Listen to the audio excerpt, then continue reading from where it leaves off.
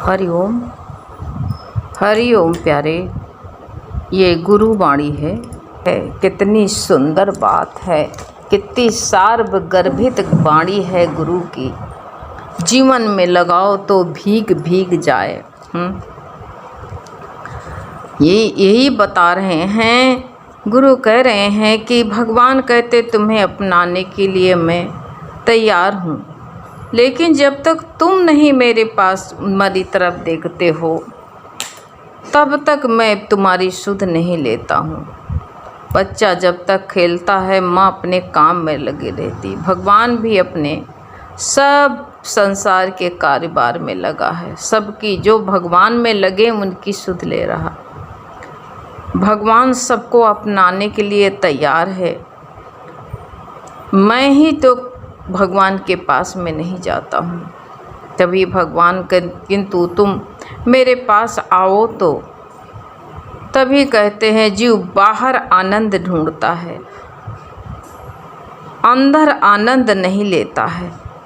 आनंद तो जो उसको अंदर नहीं जाता, उसको आनंद कैसे मिलेगा।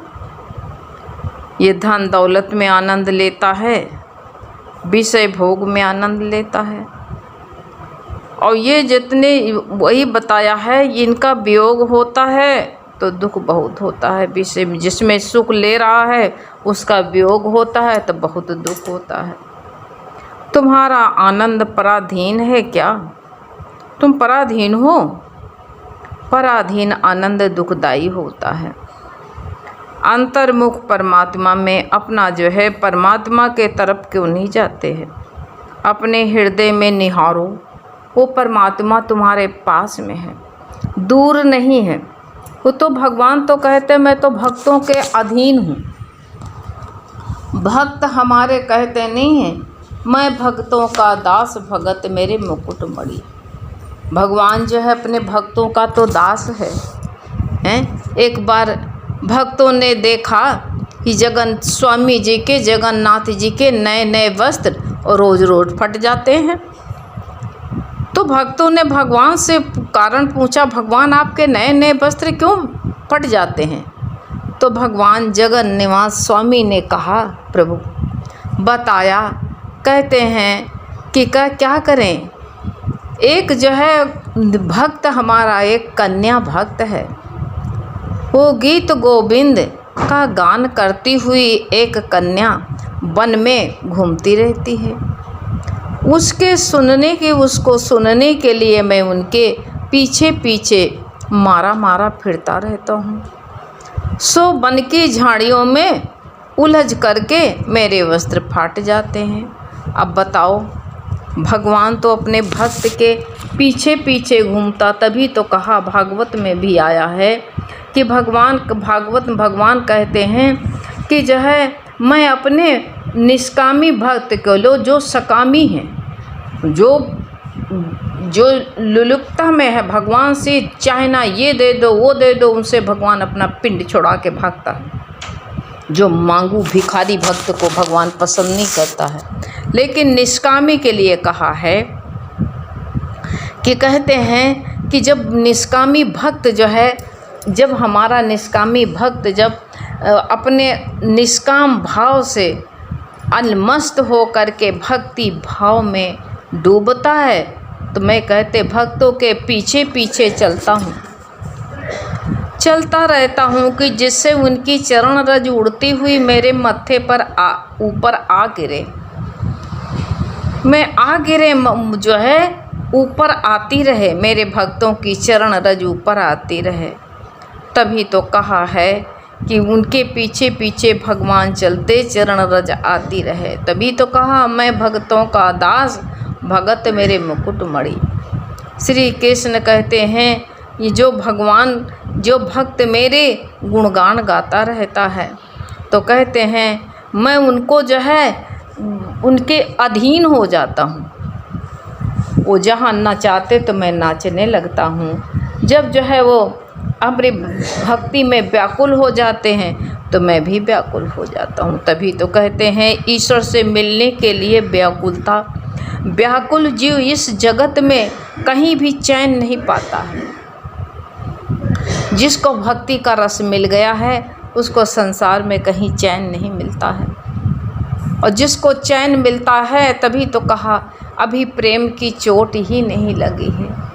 प्रेम चोट जाको लगे ता सूझे संसार, ताको कपटी जानिए झूठा और मक्कार। ऐसा कपटी है वो। अगर भगवान से प्रेम नहीं है तो झूठा मक्कारी दिखाता, दुनिया को जटा रखा के दिखा रहा है। ये झूठा प्रेम बता रहा कि मैं भगवान से प्रेम करता हूँ। सच्चा प्रेम होता है तो भगवान के रंग में रंग जाता है। फिर अंतर अपने अनुभव का वर्णन करते हुए जब सभी के कहते हैं अपना जो उसके पास में आता है तो अपने अनुभव का वो जो अपनी अंतर अनुभव का ज्ञान कराने लगता है, और जो है जो उसका बिरादरी कोई मिल जाता है तो वो भी उसी रंग में रंग जाता है, वो अपने रंग में रंग लेता है। तो ऐसे बताया है कि ये भगवान के, और यही बता करके जो गोपियाँ थी तो कहते हैं गोपियाँ थक करके हार करके रोने लगती थी प्रभु के लिए।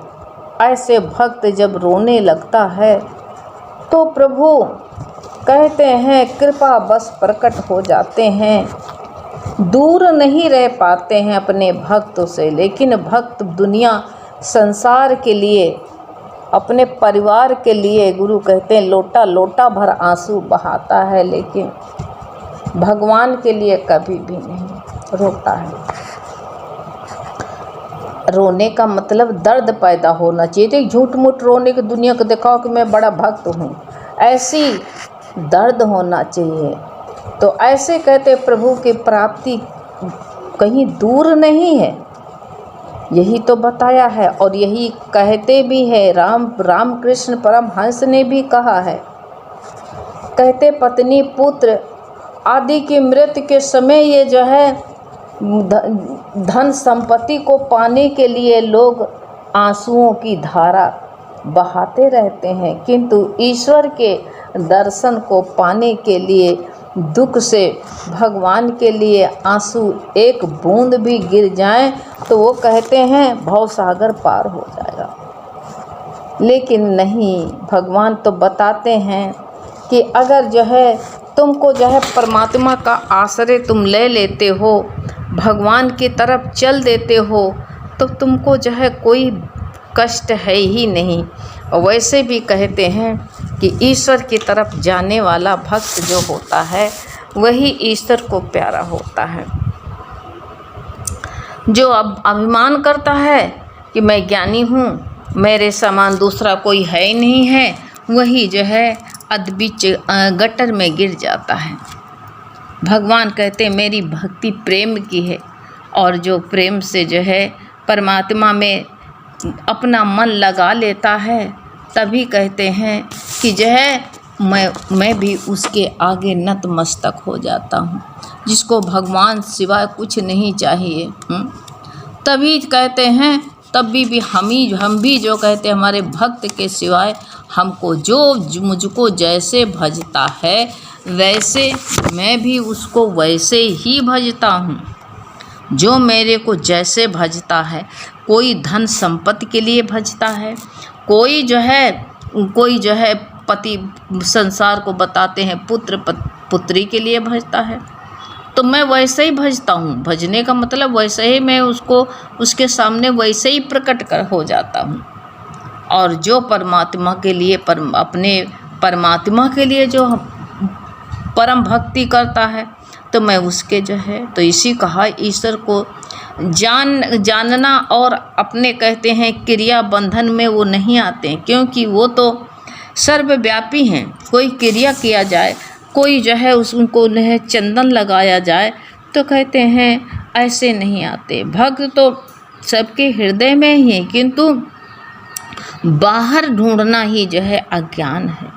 जो बाहर ढूंढने लगते हैं तभी कहते हैं, वैसे ईश्वर तो सबके निकट आते हैं, किंतु वासना के अधीन होने के कारण कहते हैं वो दिखाई नहीं देते हैं। ईश्वर सभी के हृदय में हैं, लेकिन पाना मुश्किल हो जाता है, उन्हें देख पाना बहुत कठिन हो जाता है। इसलिए बताया गया है कि तुम उनको बाहर न ढूंढने जाओ, अपने अंतर देखो उनको। अपने अंतर जब नहीं देख पाते हो, गुरु का धीरे धीरे धीरे धीरे अपने आप ये स्थिति आ जाएगी। भगवान जो है कहते हैं, भगवान के चरण कमलों का जो है, भगवान के उस कहते हैं चरण कमलों का आश्रय ले जाता है, तो यही कहा है उनके चरणों का आश्रय लेने पर के लिए एक संसार सागर बताया है। जो चरण भगवान की शरण ले लेता है, भगवान की शरण में आ जाता है, तो उसके लिए बताया संसार सागर। जो ये मौत का सागर है वो बताते हैं पैर के जो है घुटिए सागर, पैर के घुटने के तक पूरा गहरा रह जाता है। अन्यथा आज तक इसमें जो भी आया है, कितने जीव आते हैं डूब डूब के चले जाते हैं। जो गुरु की शरण में चला जाता है वही तैराक बन जाता है। उसी को भगवान जो है तैरने की कला सिखा देता है गुरु। ऐसे हम जो है गुरु के अंतर से शरण हो जाओ, इन्हीं की गुरु को ढूंढो जा कि उनके पैर पकड़ो जा करके। ये तो कहते हैं अज्ञान है, ये अज्ञान नहीं करना है। ये गुरु वाणी ही गुरु है। अपने हृदय से समर्पित हो जाओ कि हे गुरु, मैं आपके चरणों में समर्पित हूँ। बस तुम्हारा गुरु मंत्र तुमको मिल गया, और गुरु मंत्र मिल गया तो तुमको कहीं जाने की ज़रूरतें नहीं है। तो कहते हैं प्रभु अपने भक्त को ढूंढता रहता है, प्रेम बढ़ाता रहता है। हम दोनों एक ही हैं, मैं ही आत्मा, किंतु कहते हो भजने की आदत जो है नहीं पड़ती है, डूबने की बाहर मुक्ता में है अभी।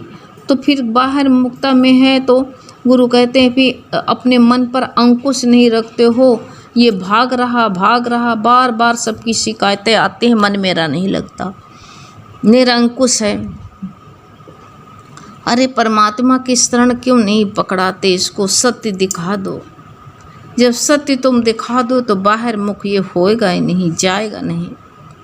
इसलिए भगवान कहते हैं कि यही तुम परमात्मा की तरफ चलो तो तुम्हें करने की कोई ज़रूरत नहीं। कुछ की भक्ति करो, जाप करो, ध्यान करो, कुछ मत करो। तुम भगवान के चरणों में लेट जाओ बस, और कुछ मत करो। बाहर से नहीं लेटना है, अंदर से शरणागति हो जाओ। अंदर से जो शरणागति हो जाता है, भगवान भी कहते उसके अधीन हो जाते हैं। तो ये भव सागर जो है, संसार का भय कितना है, उससे छूटने के लिए ये भगवान की शरणागति। और समर्पित भक्त ही सब आनंद सब कुछ पा जाता है। जो समर्पित नहीं होता है वो दुखी रहता है वासना के कारण।